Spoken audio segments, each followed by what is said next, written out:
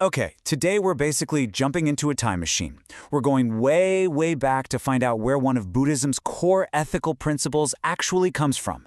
It's this incredible story of sacrifice, compassion, and a promise that literally echoed through lifetimes, all from one ancient text.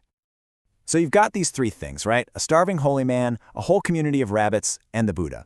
I mean, they couldn't seem more different. But believe it or not, they are all tangled up in one epic story that changed everything. So let's dive in and unravel this mystery. All right, so our story kicks off countless eons ago, in a world that's, well, it's on the brink of total collapse.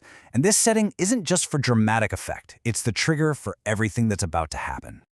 So, meet our main guy, a sage named All-Wise Radiant. And listen, this isn't just some casual secret. This man has been on his spiritual quest for 8,000 years, living deep in the mountains, just absorbing the teachings of the Buddha of that era. He is seriously dedicated.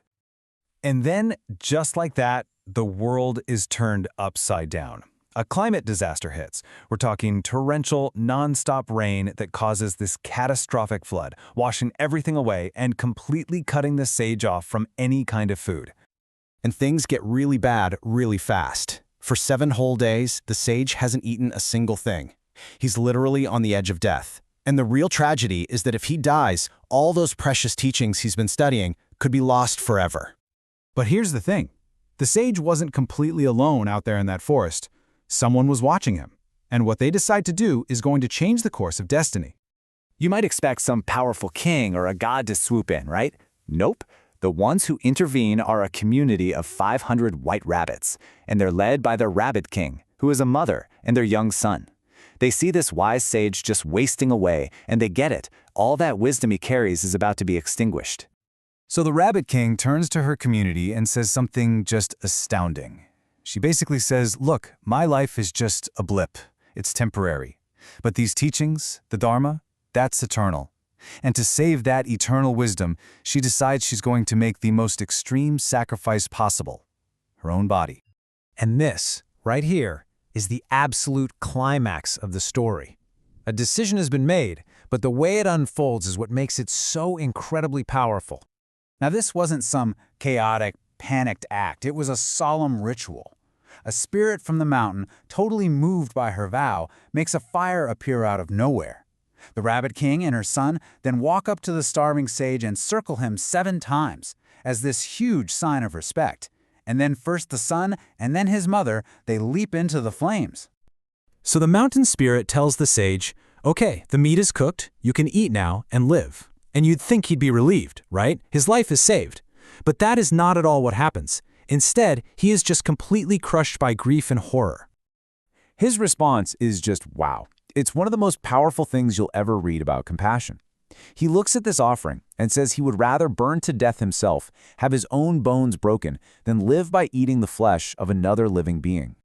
And in that moment, something just clicks. A profound shift happens inside him, and he makes a vow that is going to follow him through all of his future lives. I will never, ever eat meat again. This is the pivot point for the whole story. And then, in this final, just stunning act of solidarity, the sage All-Wise Radiant throws himself into that same fire. He chooses to die with the very creatures he refused to eat. Now, you might think the story ends there, in that tragic fire, but it's not over. Not by a long shot. See, this whole time, the person telling the story has been the Buddha himself. And he was saving the biggest twist for last.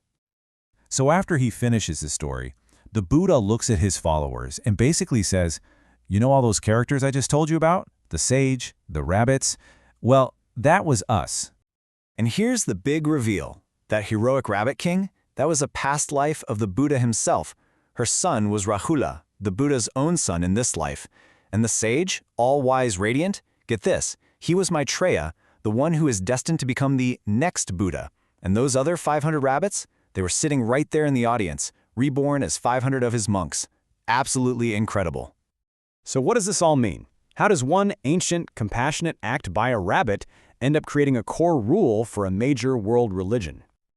Well, here's the kicker.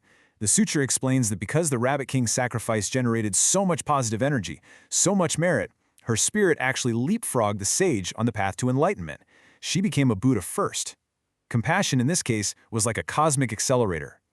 And that is how this whole dramatic saga becomes the very foundation for the Buddhist precept against eating meat. See, it's not just some dietary preference. It's a law that was born from the memory of this ultimate sacrifice. It's a reminder that eating flesh means taking part in the very cycle of violence that the sage and the rabbits would rather die than accept.